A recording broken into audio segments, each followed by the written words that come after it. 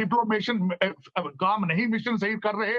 आपके पॉलिटिशियन यहाँ आते हैं, सरकारी दौरों पे घूम फिर के चले जाते हैं, उनको नॉलेज ही नहीं होता। फेवर दीजिए, कश्मीर देखे ना, कश्मीर जो गया है और जो मोदी साहब ने जो आर्टिकल रिवोक किया 370, वो सब कुछ तो उसी जमाने में गया जब खान साहब थे और ट्रम्प साहब की सदर थे।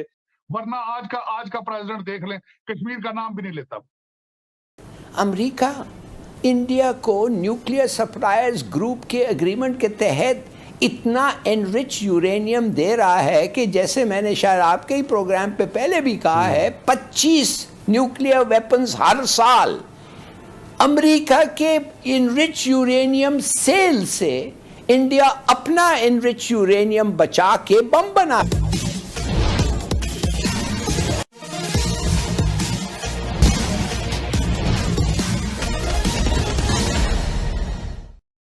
भारत के डिप्लोमेसी या कूटनीति की चर्चा आज पूरी दुनिया में हो रही है और इस चर्चा से हमारा पड़ोसी देश पाकिस्तान भी अछूता नहीं रहा है।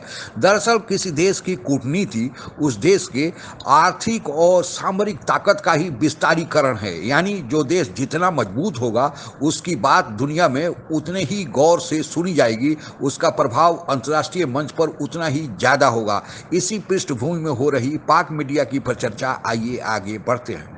डिप्लोमेशन काम नहीं मिशन सही कर रहे। आपके पॉलिटिशियन यहाँ आते हैं, सरकारी दौरों पे घूम फिर के चले जाते हैं, उनको नॉलेज ही नहीं होती। बात बताता हूँ कि इंडियन लॉबी इतनी स्ट्रांग है वॉशिंगटन डीसी में कि आपकी सोचों से आगे। और दोनों पार्टीज में, not only Republican party, Democrat party, आप जरा गूगल करके दूसरी चीजें देखें कि हमारी करंट रजीम जो बाइडेन एडमिनिस्ट्रेशन है, इसके अंदर एक भी सिग्निफिकेंट पाकिस्तानी अपॉइंटमेंट आप मुझे दिखा दें जो पॉलिसी पे इम्पैक्ट होगी इसका। हालांकि मेरे करीबी दोस्त हैं इतने ज्यादा जिन्होंने मिलियंस ऑफ डॉलर्स इकट्ठे किए, इन्होंने इनके लिए, बाइडेन साहब के लिए, हिलरी क्लिंटन के लिए अपने घरों में डिनर करते रहे हैं। Not a single individual, not a single strong appointment in this regime. तो इसका सिग्नल क्या जाता है? अच्छा, तो फिर ये बताइए सरित भाई, कि फिर क्यों नहीं कॉल की बाइडेन साहब ने इमरान खान साहब को? ये भी तो वो कह रहे हैं ना कि भाई मुझे कॉल भी नहीं कर रहे थे और हमने क्योंकि मुझे इसलिए नहीं कॉल कर रहे थे, हमने इनको एब्सोल्युटली नॉट कह दिया था। नहीं, डेफिनेटली नॉट। कॉल ना करने की सिर्फ दो रीजंस थी। एक तो पाकिस्तान उनके लिए इतना इंपॉर्टेंट ही नहीं है, और दूसरा India is serving there purpose, और तीसरी वॉशिंगटन डीसी के अंदर बैठी इंडियन स्ट्रॉन्ग लॉबी है। ये सारी चीजें इनको कैलकुलेट आप कर लें, उसका रिजल्ट आ जाएगा आपको कि आपके ना कॉल करना। तो यानी कि वो फेवर दीजिए, कश्मीर देखे ना, कश्मीर जो गया है और जो मोदी साहब ने जो आर्टिकल रिवोक किया 370, वो सब कुछ तो उसी जमाने में गया जब खान साहब थे और ट्रम्प साहब की सदर थे। तो इमरान खान साहब ने ट्रम्प साहब से एहतजाज किया, बताया कि भाई कश्मीर चला गया है, आप इंडिया के ऊपर प्रेशर डालिए, क्या मामला है, इस पे जरा बताइए।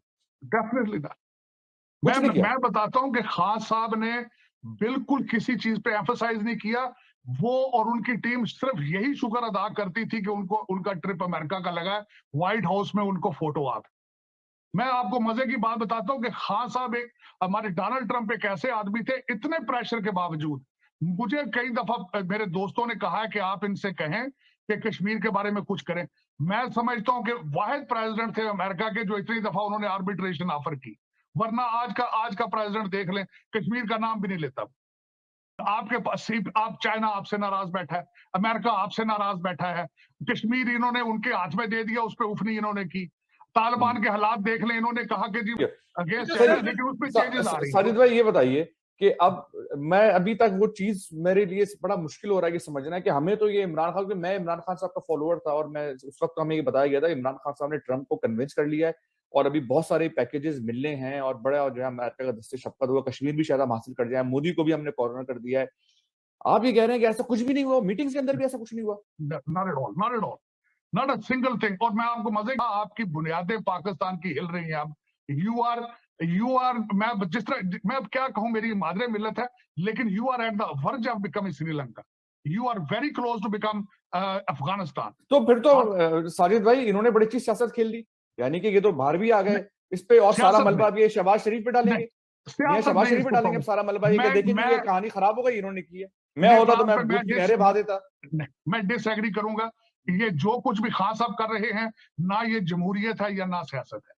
आप मुझे ये बताएं, जिस दिन MQM ने इनकी सपोर्ट छोड़ी थी, उस वक्त अगर खान साहब जमहूरियत और आइन में बिलीव करते तो शाम को रिजाइन कर देते, इनकी सियासी मौत हो चुकी थी उस दिन। मैं ये कह रहा हूं लेकिन साजिद भाई, ये इंतशार चाहते हैं, पाकिस्तान को खराब करना चाहते हैं, पाकिस्तान को तबाही के दौर में ले जाना चाहते हैं। That is what is going on. नहीं साजिद भाई, लेकिन इमरान खान साहब तो फिर बड़े खुशकिस्मत रहे कि वो बाहर भी निकल गए, स्ट्रीट पे भी हैं वो, और जो पाकिस्तान के जो मसाइल हैं वो सारा उसका जो मलबा है, अगर खुदा ना खासा अल्लाह ना करे मेरे मुंह में खा के पाकिस्तान का मामला अगर श्रीलंका जैसा हो जाता तो उन्होंने तो सारा का सारा मलबा उठा के डाल देना है। आज अंतर्राष्ट्रीय स्तर पर जो भारत का दबदबा कायम हुआ है, यह बात सही है कि उसके पीछे भारत की सफल डिप्लोमेसी या कूटनीति, जो हमारे विदेश मंत्री एस जयशंकर और प्रधानमंत्री मोदी की जोड़ी चला रही है, उसका कमाल है। पर किसी देश के सफल कूटनीति के पीछे उस देश की आर्थिक और सामरिक ताकत भी होती है।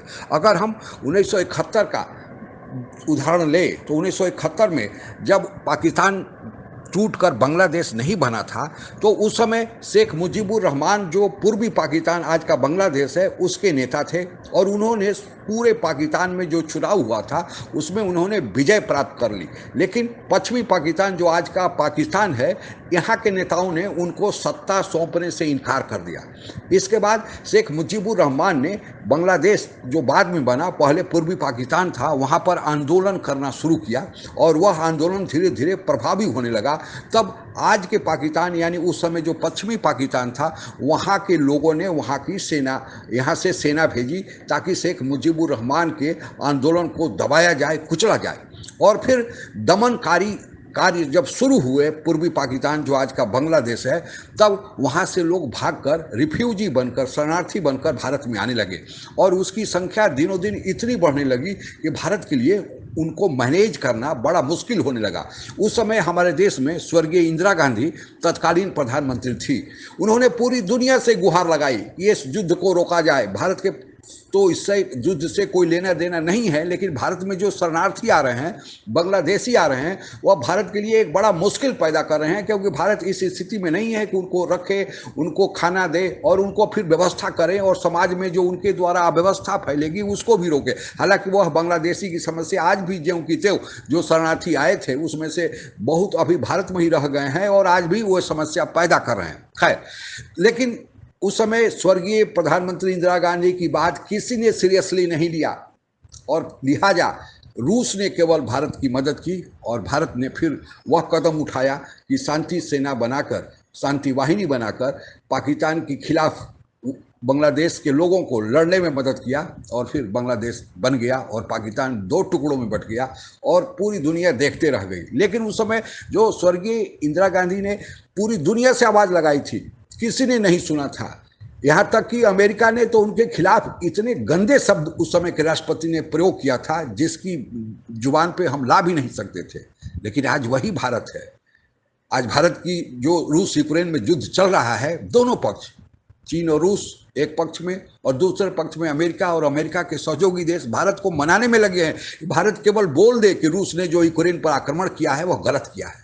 आज क्या कारण है कि भारत की पूंछ इतनी बढ़ गई है? बाहर के देशों का तांता भारत में लगातार आना जारी है। भारत के साथ ओपन ट्रेड एग्रीमेंट हो रहे हैं। आखिर क्यों हो रहा है? इसके पीछे कारण यह है कि 1971 में हम अपने को आर्थिक और सामरिक रूप से उतना मजबूत नहीं किए थे। आज भारत अपने को आर्थिक और सामरिक दृष्टि से मजबूत कर लिया है, इसलिए आज भारत की बात दुनिया में सुनी जा रही है। भारत के बात को सुनने के लिए कि भारत का रुख किसी मसले पर क्या है, इसके लिए लोग, दूसरे देश के लोग टकटकी लगाकर बैठे हुए हैं, और यही भारत की शक्ति है। आप अगर हम कंगाल हैं, कर्जदार है, तो हमारी बात पड़ोसी भी नहीं सुनता। यही डिप्लोमेसी में भी होता है कि अगर कोई देश कर्जदार है तो उसकी बात कोई नहीं सुनेगा, क्योंकि उसे तो जानता है कि इसके पास है क्या। अगर नहीं सुनेंगे तो क्या बिगाड़ लेगा। लेकिन जो देश आर्थिक रूप से मजबूत हो, सामरिक दृष्टि से मजबूत हो, तो उसकी बात लोग सुनते हैं कि अगर इसकी नहीं सुनेंगे तो यह पेच फंसा देगा, कुछ हमें मुश्किल में डाल देगा। तो यही कारण है कि आज भारत की डिप्लोमेसी तो धारदार ही है, कमाल है। अब भारत आंख में आंख मिलाकर जवाब दे रहा है और उन देशों को बताता है कि आप औकात में रहें। आज आपके औकात नहीं। 1947 में भारत गुलाम था इंग्लैंड के, लेकिन आज इंग्लैंड के प्रधानमंत्री भारत आ रहे हैं और कह रहे हैं कि एक चांद, एक सूरज और एक मोदी। चांद रात में होता है, सूरज दिन में होता है, लेकिन मोदी दिन और रात दोनों में होता है। ऐसी बातें कर रहे हैं जिसके हम 75 साल पहले गुलाम थे। तो आज यही हमारी हैसियत है और हमें गर्व है। आज के लिए बस इतना ही। जय हिंद। आप अगर हमसे जुड़ा रहना चाहते हैं तो कृपया मेरे चैनल को सब्सक्राइब करें तथा बेल आइकन भी दबा दें ताकि नई वीडियो की जानकारी तुरंत आप तक पहुंच जाए। धन्यवाद। जय हिंद।